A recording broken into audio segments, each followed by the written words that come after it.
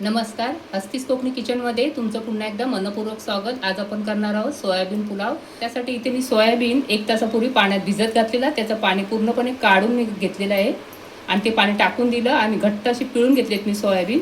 यामध्ये अजिबात पाणी नाही आता। आणि दुसरीकडे मी 1 वाटी बासमती तांदूळ घेतलेला आहे, तोही मी 1 तासापूर्वी पाण्यामध्ये भिजत घातलेला आहे। त्याआधी मी 2 पाण्याने स्वच्छ धुवून घेतला आणि यामध्ये एक बटाटा देखील मी सोलून घेतलेला आहे। आता आपण रेसिपीला सुरुवात करूया। आता इथे मी कुकरमध्येच हा पुलाव करणार आहे, तर इथे मी 4 मोठे चमचे तेल घेतलेले आहे। इथे बाजूला कांदे मी तळून घेतलेले, त्यातलं तेल मी इथे घेतलेलं आहे। तेल आता गरम आहे तेव्हा यामध्ये एक आपल्याला चमचा जिरे घालायचं आहे, त्यानंतर हिंग घालायचं आहे पाव चमचा।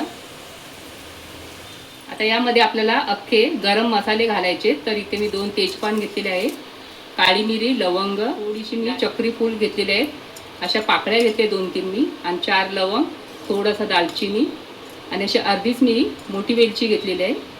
तर आता आपण हे यामध्ये घालूया। यामध्ये आलं लसूणची पेस्ट घालायची आपल्याला 1 चमचा, 2 हिरव्या मिरच्या आणि हा जो तळलेला कांदा आहे हा यामध्ये थोडासा घालायचा आणि थोडा मी ठेवत आहे। थोडा परतवून घेऊया।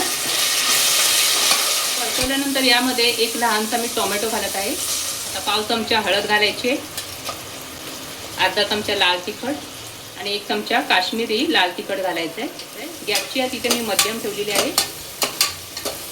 आता यामध्येच आपल्याला हे सोयाबीन भिजवलेले आहेत ते घालायचे।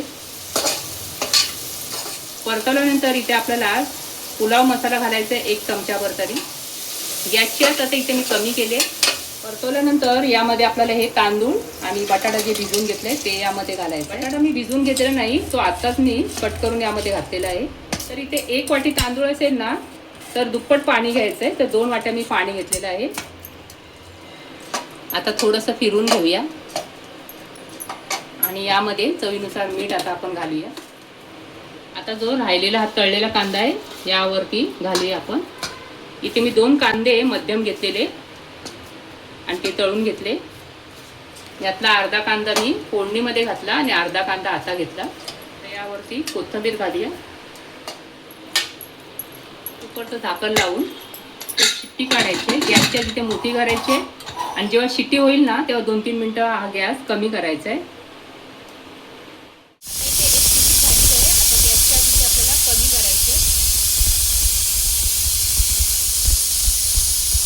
आणि 2-3 मिनिटं आपल्याला हे पुलाव शिजू द्यायचा आहे, नंतरच गॅस बंद करा। आपला सोयाबीन पुलाव झालेला आहे आणि या सोयाबीन पुलावाबरोबर आंब्याचा आस्वाद घ्या, कारण आंब्याचा सीझन आहे।